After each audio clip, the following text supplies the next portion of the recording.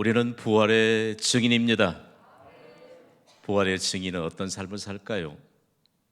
제가 한마디로 정의하자면 부활의 증인은 안전하서나 교회의 생각으로 삽니다. 안전하서나 교회의 생각을 하는 부활의 증인들이 하나님이 약속하신 복을 받습니다. 현대의 그리스도인들이 오해를 벗어나지 못해요. 교회의 생각은 이만큼 하고 안전하서나 교회 생각하세요. 이것이 우리의 가정이 살고 세상이 사는 유일한 길입니다. 안전하서나 교회 생각으로 살았던 대표적인 부활의 증인이 바로 예수님의 부활을 목격했던 사도 요한입니다. 사도 요한이 로마 제국의 6대 도시 안에 들었던 에베소라고 하는 거대 도시에 에베소 교회가 세워졌거든요.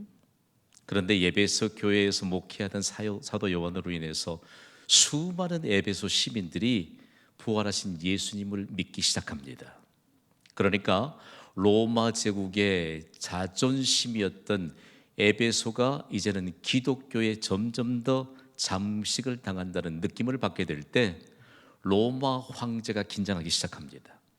성경 읽다 보면 핵심적인 열쇠 하나를 얻잖아요. 로마 제국은 예수님이 구원자이심을 부인했던 유대교, 그리고 예수님의 부활도 부인했던 유대교회는 아주 유난히 관대했습니다.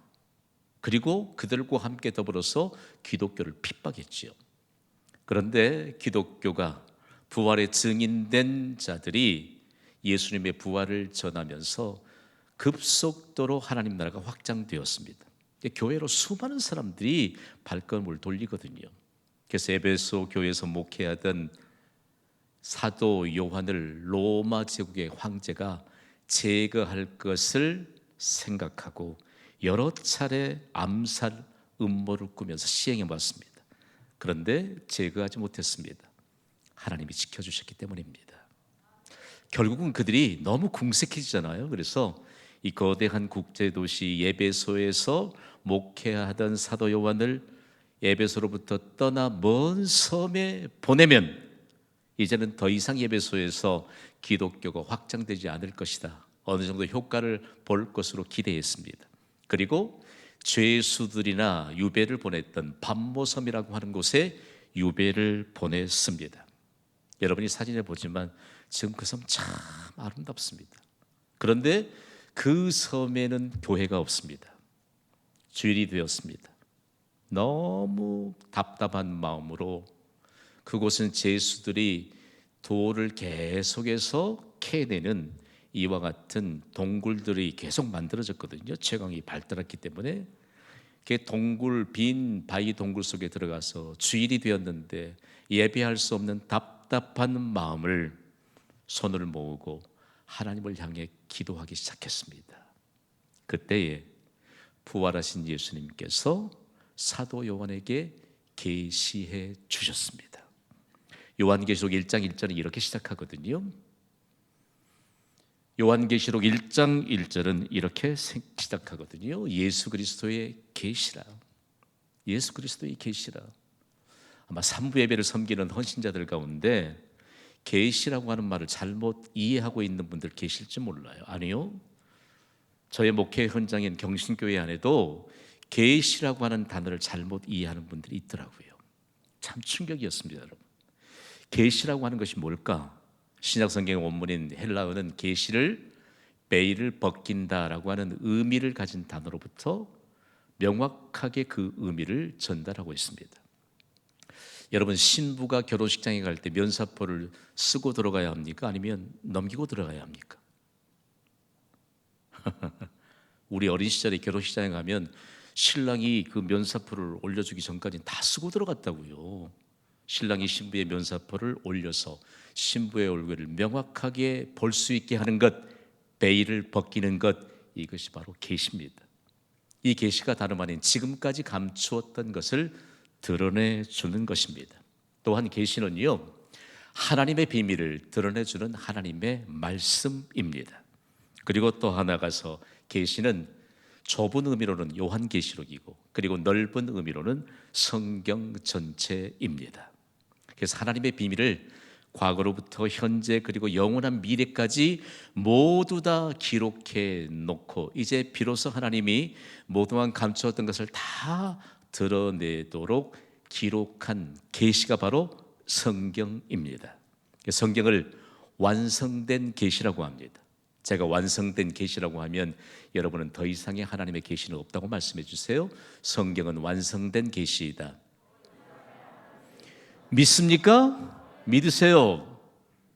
참 이상한 이단자들이 말이에요. 또 이상한 사람들이 자기가 계시를 받았대. 계시를. 아니요, 더 이상 계시가 없습니다. 성경은 창세부터 요한계시록까지 66권으로 편집이 되어 있는데 성경 외에 더 이상 계시는 없습니다. 완성된 계시입니다. 우리가 성경을 잘 읽지 않아서 말씀을 들어도 들을 수 있는 귀가 열리지 않았기 때문에 계시를 우리가 잘못 이해하고 있는 것입니다. 오늘 삼부 예배를 섬기는 예배자들에게 말씀을 들을 수 있는 귀가 열리기를 주님의 이름으로 축복합니다. 저는 17년 동안 하나님의 계시된 말씀을 계속해서 전했습니다. 한 가지 안 들었겠죠. 그렇지 않습니까, 여러분? 안 들었겠죠. 예수님이 제자들을 훈련하다가 들을 귀 있는 자들은 들으라, 이 말씀을 할 때 얼마나 충격이었겠어요. 여러분, 귀 없는 사람이 누가 있습니까? 귀를 만드신 분은 하나님이십니다. 우리의 기전에 하나님의 말씀을 들려주는데 왜 하나님의 말씀을 들을지 못할까? 듣고도 깨닫지 못할까? 저는 오늘 사흘로 마지막 주일 예배를 여러분과 함께 나누기 위해서 오늘 여러분이 말씀이 들려오면 아멘 하시기 바랍니다. 이제는 말씀을 받고 그 말씀에 준하는 삶을 살겠다는 결단과 함께 여러분의 삶의 현장으로 파송받을 수 있게 되기를 소원합니다. 그러면 안전하사나 교회에 생각하는 부활의 증인으로 살아가게 될 때 우리에게 우리의 삶의 현장에서 기적이 상식이 되는 은혜가 임하게 될 줄 믿습니다. 대단히 중요합니다. 사도 요한에게 동굴에서 계시해 주신 예수님은 부활하신 예수님이십니다. 그 부활하신 예수님은 다시 이 땅에 오십니다. 그럼 다시 오실 예수님이 누구인가? 다시 오실 예수님이 누군가에 대해서 사도 요한에게 예수님이 명확하게 말씀해 줍니다. 오늘 본문은 요한계시록 20장 12절 말씀을 우리 함께 읽습니다. 시작. 보라, 내가 속히 오리니 내가 줄 상이 내게 있어 각 사람에게 그가 행한 대로 갚아주리라. 아멘. 말씀을 받아야 돼요. 받아야 돼. 예수님은 반드시 오십니다. 그런데 각 사람에게 행한 대로 갚아주십니다. 상을 주신다는 말씀입니다. 이 예수님의 원칙은 전혀 변함이 없습니다. 그런데 대표적으로 이 말씀에 대해서 표본이 된 교회가 하나 있습니다. 다름 아닌 그리스도에 세워졌던 이 고린도 교회에 이 말씀에 관한 얼마나 모범된 일들이 그곳에서 펼쳐지고 그리고 다른 이방에 세워진 모든 교회들을 향해 능력 있는 복음으로 전달되었는지 모릅니다. 고린도 3장 8절은 이렇게 기록하고 있습니다. 읽습니다. 시작. 심는 이와 물 주는 이는 한 가지이나 각각 자기가 일한 대로 자기의 상을 받으리라. 아멘. 원칙에는 변함이 없습니다. 저는 여러분들이 각각 자기가 일한 대로 상 주시는 하나님의 말씀이 여러분에게 임하게 되기를 주님의 이름으로 축복합니다. 교회 생각 많이 하세요. 교회에 자주 오세요. 그리고 교회를 통해서 확신을 가지세요. 교회는 여전히 상상을 초월한 부활의 능력을 전하는 세상의 희망입니다. 우리 개개인이 교회예요. 우리 개개인을 보면 상상을 초월한 부활의 능력이 내게 임한다는 사실들을 삶으로 그대로 증거하잖아요. 많은 사람들이 부활하신 예수 그리스도를 믿는 그리스도인들의 삶을 매우 동경합니다. 사모하잖아요. 나를 통해서 교회는 과연 어떤 것일까? 나를 통해서 교회의 머리 되시는 예수님은 과연 어떤 분일까? 적어도 오늘 이 말씀을 우리가 받으면서 우리가 하나님으로부터 각각 자기가 일한 대로 상 받을 자인 것에 대해서 예수님이 다시 오시겠다고 약속하시고 그리고 그냥 오신 것이 아니고 우리가 행한 대로 상을 주시는 예수님이 다름 아닌 모든 일을 주관하시는 인류 역사의 주관자는 말씀입니다. 여러분, 온 인류의 역사를 주관하시는 분은 예수님이세요. 개인의 역사를 주관하시는 분이 예수님이십니다. 우리가 인생을 살아도 우리 개인의 역사가 예수님께서 보실 만한 믿음의 역사를 남기느냐 남기지 않느냐의 문제입니다. 여러분, 이 사실을 안다면요, 결단코 우리의 시간표에 맞춰서 삶을 살지 않습니다.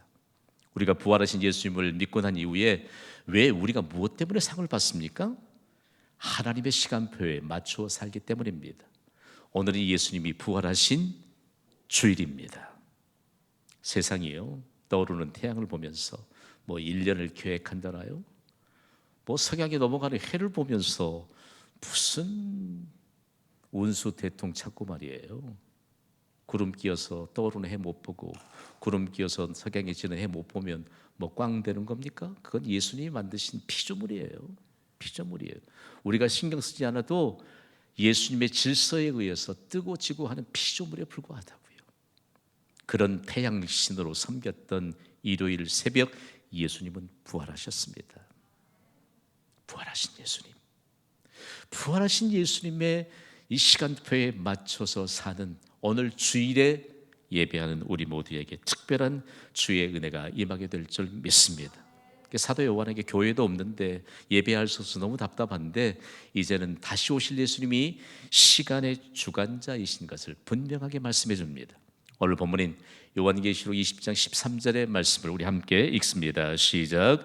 나는 알파와 오메가요, 처음과 마지막이요, 시작과 마침이라. 아멘. 믿지 않는 사람들도 헬라어, 그리스어, 히라보 다 똑같은 말입니다. 그 알파벳의 첫 철자가 알파요, 그리고 나중 맨 마지막 철자가 오메가라는 것 다 알아요. 다 알아요. 다 압니다. 그런데 부활의 증인된 우리에게 나는 알파요 오메가요 라고 말씀하신 그 부활하신 예수님과는 어떤 관계가 있느냐는 얘기죠. 예수님은 시작의 주인이십니다. 예수님은 마침의 주인이십니다. 지금 사도 요한이 어디에 있지요? 유배당에 있습니다. 무엇 때문에 유배당했지요? 다른 사람들은 많은 흉악한 범죄자들이 곳에 와 있지만 그는 생명을 걸고 부활하신 예수 그리스도의 복음을 전하는 부활의 증인으로 살면서 수많은 사람들을 예수님께 돌아와 영원한 생명을 부여받게 하는 일에 안전하서나 교회의 생각으로 자신의 삶이 바로 부활의 증인인 것만을 증거했잖아요. 그런 그가 너무 답답했습니다. 밤모섬에서 유배되는 시일이 언제 끝날까 너무 답답한데 예수님이 나는 알파요 오메가라고 말씀합니다. 여러분, 이제는 하나님과 사람의 차원에 대해서 우리가 이 말씀으로 함께 접목할 수 있어야 됩니다.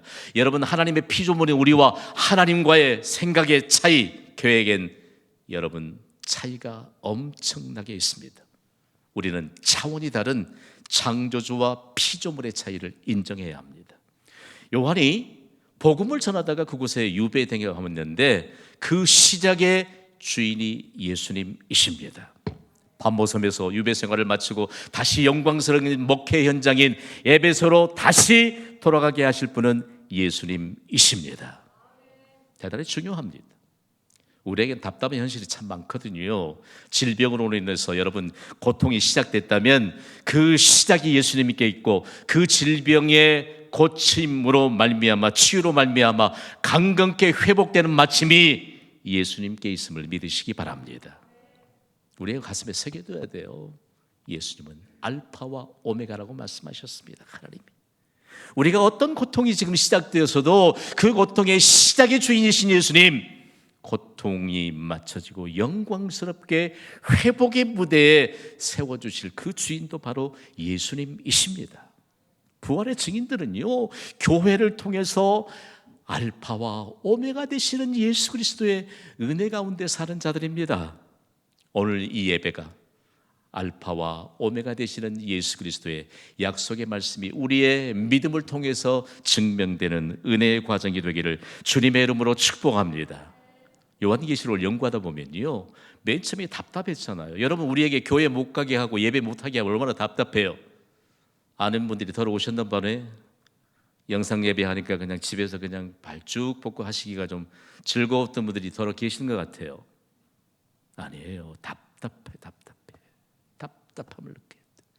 그런데 나는 알파와 오메가요 라고 말씀하신 예수님의 약속의 말씀을 받고 더 이상 답답하지 않았습니다.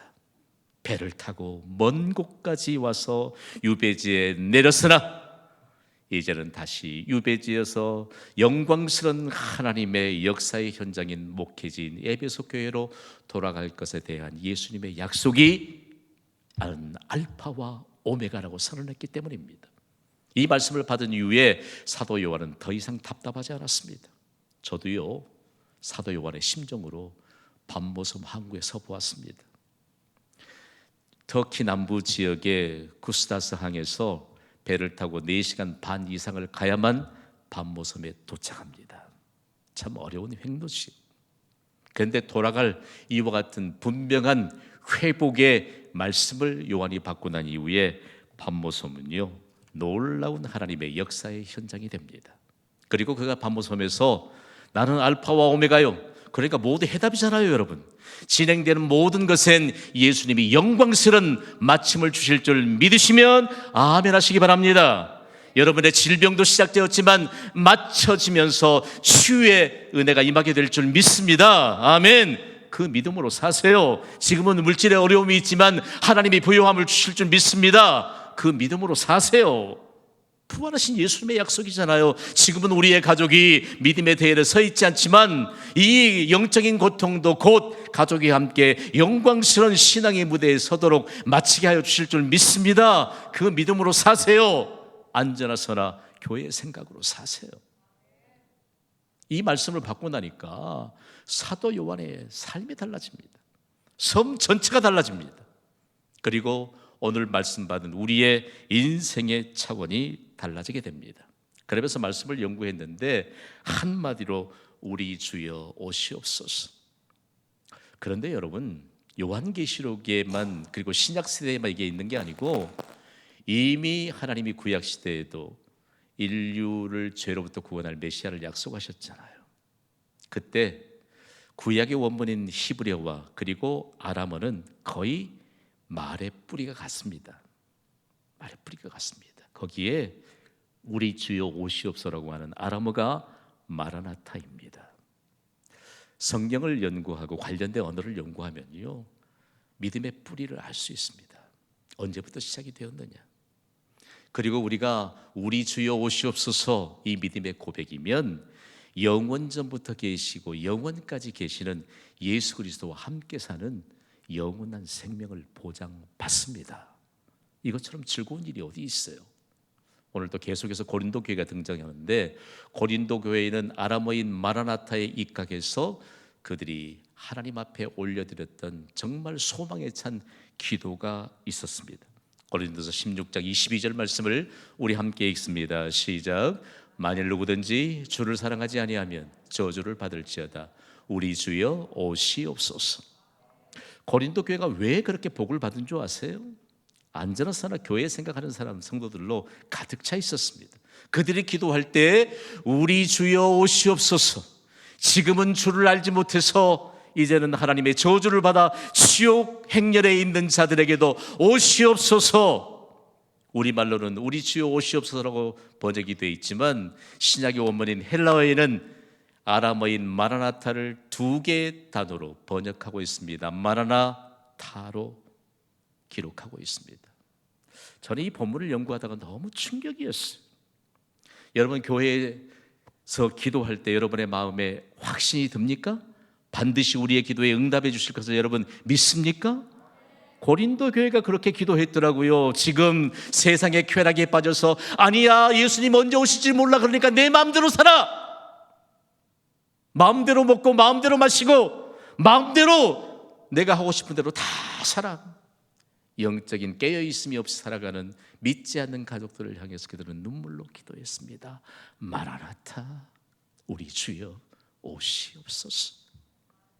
저 황폐해져 있는 하나님 나라가 없는 우리의 가족들의 마음에도 마라나타, 우리 주여 오시옵소서.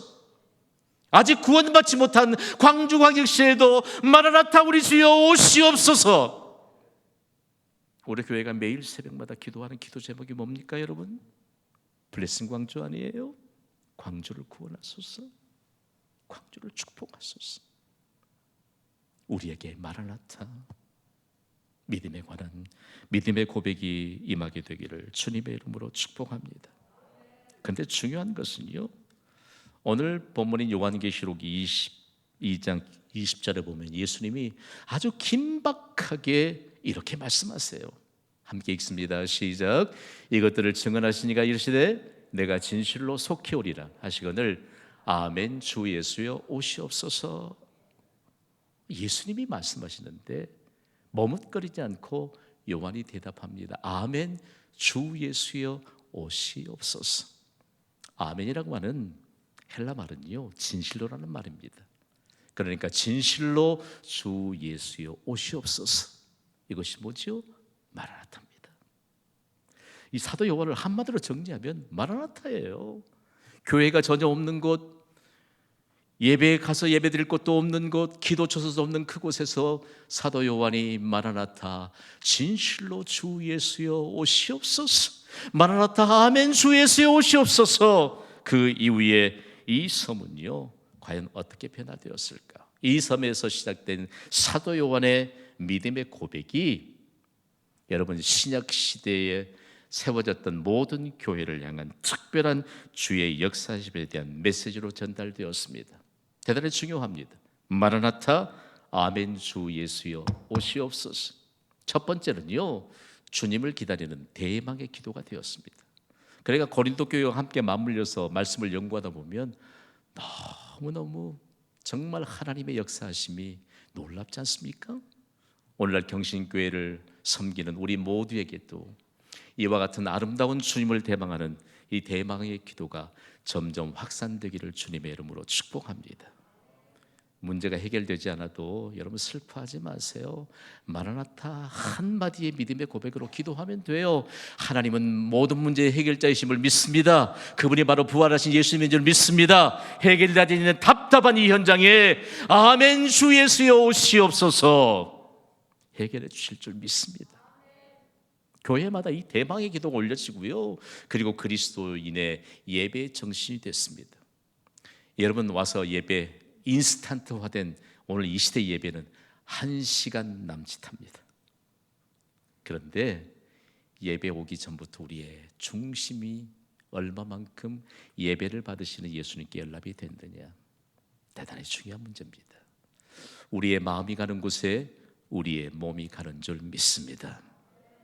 그들이 그리스도인의 예배 정신을 키우면서 일주일 내내 앉으나서나 경신교회의 생각, 예배 오기 전에 이미 부활하신 예수님의 능력으로 다 해결받았습니다.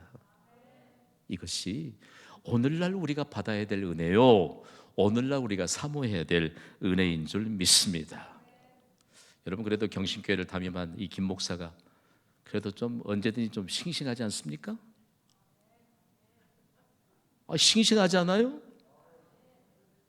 제가 언제 힘없이 축 쳐서 다니는 거 좀 보셨습니까? 제가 언제 좀 인상 찌푸리고 있는 거 보셨어요? 마라나타 아멘 주 예수여 오시옵소서. 여러분 중요합니다. 너무 중요해요. 이 예배를 우리가 진정으로 예수 그리스도께서 주신 말씀을 받고 사도 요한이 예수님이 가장 기뻐하실 만한 마라나타로 화답하는 것이 오늘날 우리의 믿음의 화답이라면 이미 우리가 가진 모든 문제는 해결된 줄 믿습니다.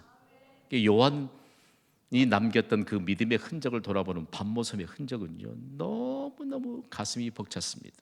제가 아내와 함께 그곳에서 꼬박 하루를 지냈거든요. 밤중까지. 밤중에 크루즈를 타고 다시 대륙으로 가야 되기 때문에요. 한시도 쉴 수가 없었습니다.